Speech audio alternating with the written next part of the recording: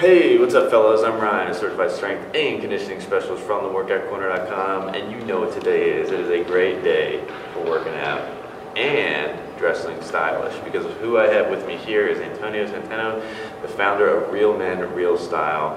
Known him for 2 years. He's a great guy. He owns realmen.realstyle.com and tailoredsuit.com. He was a former U.S. Marine in the U.S. Marine Corps. Great guy, sharp guy. And he was kind enough to sit down with me for a couple minutes here, and I had some style questions for him that I was going to use just for myself, but then I figured hey, that'd be a little bit greedy, so let me share his answers and his knowledge with you.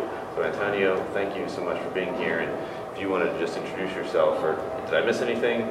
I know there's a long list on your rap sheet, MBA, the list goes on. Yeah, you know, guys, one thing I really want to stress is that I am a normal guy, a regular guy just like you, not some fashion model. I got into the industry kind of by accident. I own a custom clothier. I started designing suits for hundreds, now thousands of men. And what I have found is that the clothing, guys, honestly, I don't care that much about clothing. What I care about is how you can use this clothing to get to where you want to get in life. Right. And so many of you all, I know if you're following Ryan's channel, you work out, you take care of your body, you put in hours and hours in the gym, and then you go and you buy clothing which makes you look like crap. I mean, I don't know how else to say it, but you basically are buying clothing because really what it comes down to, and I think one of the questions you said is a lot of guys probably are out there saying, well, you know, this is me. I'm a t-shirt and jeans kind of guy. I like to wear my tennis shoes around, you know, and that's fine, but honestly, that's not you. You're simply following the latest trend, because you go back 20, 30 years ago, that people didn't dress like that. And it really comes down to what people are saying when they say that is, in a sense, I can't find anything that fits. And, you know, in a sense, I don't understand the importance of appearances. Right. And, or in worst case, they're saying I'm just lazy and I don't care. Right. And I would think that if you're here to improve yourself and you spend this much time on your body, that you do care. Right. You are a person, you've got dreams, you've got goals in life. And I want you to know how to use clothing so that you can reach those dreams and goals. Yeah, and that's kind of exactly right on kind of the first question I had, because I was the same. Now here I am in jeans and a t-shirt, but they're, you know, we're kind of on vacation. But well, this is part of your brand. That's true. Exactly. That's true. Yeah, I guess, you know, when you what you were talking about too, like when you work out a little bit more, it's okay to, you know, wear some of that stuff. But definitely, you know, when I was younger, and actually I found Antonio's stuff before I even knew you. When I was learning, I was like, okay, I need to kind of dress a little bit nicer, because I didn't know, you know, not something that was taught in my household. Not like running around in terrible clothes, but it's not something you learn in school. And like you flip through a GQ magazine and, you know, I'm not able to learn from that. So I found some of your stuff and it definitely was beneficial. But I remember one of my mindsets was kind of like, well, I'll just kind of wear whatever I want, and that's me, and that expresses who I am, you know, meaning I didn't look or try to change or improve. So what would you say to the guys who are like, yeah, I don't, you know, I just wear whatever I have laid out in front of me or what's in my closet? Like, what's the difference between that guy and the guy who takes the extra step to kind of, you know, plan out their wardrobe a little bit more, build a wardrobe? I'd say there are two things, John, and it really comes down to sex and money. And if you care about either of those, then you want to be dressing sharp. It's probably one of the reasons that you take care of your body, because in a sense you want to be more successful, and you want to, you know, find a partner. You want to, you know, be social. You want people. You want them to work with you, because you know, I mean, if you've got a healthy-looking body, people take a second look. People they assume that you're healthy and they want to work with you. And the same applies to clothing.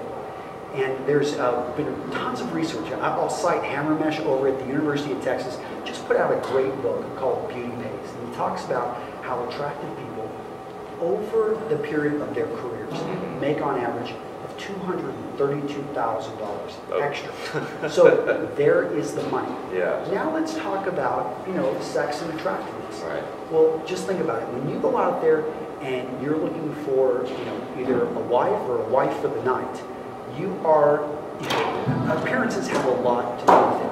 There is some type of physical connection. Speed dating is a great example. Yeah. People go into speed dating events, and they've got a list of what they want to look for in a person. And again and again, what we see is that list gets thrown out the window as soon as they are confronted with a pretty face. Whether it's a man or a woman, we justify, oh, well, this person is an exception to my list of rules that they just listed. It doesn't matter. They are drawn to the pretty face, to the physical attraction, and that translates into business, it translates into friendships, it translates in almost every aspect of life. It is not fair. It's not politically correct. Right, yeah. We didn't make this stuff up. We're just calling it like it is. Exactly. So if you are overweight, and if you dress in a manner that makes you, instead of looking, you can be big and stylish, or you can be fat and sloppy. Yeah. I would rather be big and stylish. Yeah, I think that's a really important definition. Like it's not that you have to go out tomorrow and change your body and everything. You can work with what you have and present yourself as a sharp dressed guy, no matter what shape you're in. It's independent of shape. Shape just like dressing nice enhances it, being in shape enhances it, but it's not mutually exclusive.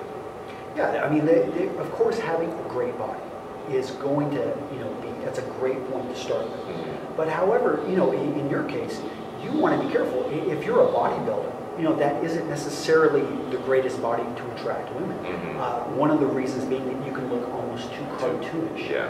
And one of the things I focus on with dressing sharp is always kind of going towards the ideal norm of what a healthy male should look like. Mm-hmm. And that is basically the triangle. Yep. So having the broad shoulders with the stomach that is smaller than the shoulder points. Mm-hmm. I think wearing a jacket, always finding a way to wear a jacket is great, especially if you have a bit more of a midsection, right, or if you don't have larger shoulders.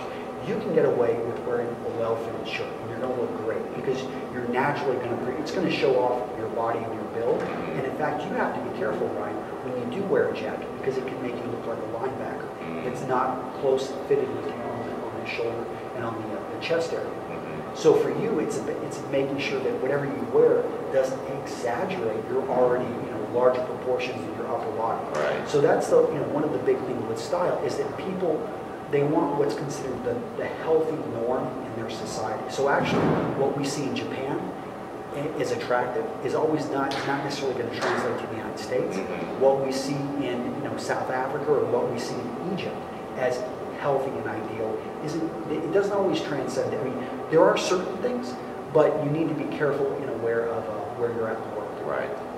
Now, let me switch gears just a little bit here and just say, okay, so, some of my guys are watching this and they're like, yeah, makes sense. I want to dress better. I want to look sharper.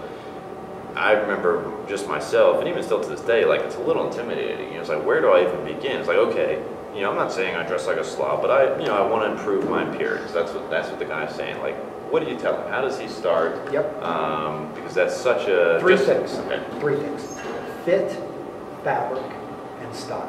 Okay. So those are the 3 things. First, number 1, make sure whatever you buy, it has to fit you, or it needs to be able to be adjusted to fit you. I've got tons of free content over at Real Men Real Style that goes into detail about the fit, but that is the most important thing. So anything that you buy should be taken to a tailor. Any piece of clothing you buy should be taken to a tailor. It doesn't matter if it's casual, it doesn't matter if it's a suit. It doesn't matter if that suit you got it on sale or you got it for free. You need to take it to get it adjusted to fit you perfectly. I go into the details of what that is on my channel because I know we don't have a whole lot of time. Sure, yeah. But the other one's going to be fabric. What I mean by fabric is more of the quality of the clothing. So I understand some of you guys may have $10 to your name. You're still a human being and you're a man, and go into that expensive menswear store and try on those $1,000 jackets. Yes, you're not in a position to buy them, but don't be intimidated and go try it on and see what the best is like. Mm-hmm. That way, whenever you're going to a thrift store, or when you're in a position and you've got a bit more money, and you see that $1,000 jacket on sale for $100 or for $200, you don't hesitate and you pick it up. You have to start to understand what is good quality, what is bad quality. Right. So, let me just add in something, because that's something I've seen you talk about before, and I want you to expand on it just real quick. Is on the issue of quality, what if, you know, what some guy may say, well, I can buy 10 shirts for $10. Yep. Should I buy 10 shirts for $10 or $100 shirt? Buy the shirt which makes you feel like $1 million, and you're going to wear it more often. You're going to feel better when you're in it. And think of it it's not how much something costs, but it's how many times you wear it. And think of the price per wear. So if you have a suit that costs you $300 and you wear it 3 times, and every time you wear it, you didn't feel good. It made you look like a box. You paid $100 for each wear, and you got rid of it after that third wear. So I mean, that you paid $100 per wear. Now think of a $1,000 suit. That when you put that suit on, you feel great. I mean, and that included the tailoring, the adjustments, everything. Every time you put that on, you feel amazing. You get compliments, and all of a sudden, you wear that 10 times in a year. Right. So, and you continue to wear it. But if you wear that 10 times, technically, it costs the same as that suit that you threw out after 3 wears. Both were $100 a wear. Now, I can tell you that if you feel great in that suit, you're going to find occasions to wear it. Right. You're going to start looking for occasions, and all of a sudden, the true cost of that suit is going to drop down. And you can usually get a good suit, if you keep your body about the same, you can probably get 5 to 10 years of wear out of it. So you can probably get at least a couple hundred wears out of that suit that cost you $1,000. Right, that's a great point. That's something I know the difference too. I used to go, again, I know it's not about the dollar amount per se, but I used to go buy tons of, you know, cheapo shirts and they fall apart after 3 wears. They look terrible. Now, save a little bit more money, buy a nicer shirt, and I'm able to wear it much longer, and I feel better. Go with a shirt that is a classic, simple color. Interchangeable wardrobe. Just do a quick Google search, guys. I've written an entire 3,000-word article on this. But the interchangeable wardrobe is the idea of owning less, but making sure it all works together. Right. So that you're able to take, instead of taking, you know, three jackets, 3 shirts, 3 pairs of trousers. If you multiply those, you get actually 27 outfits.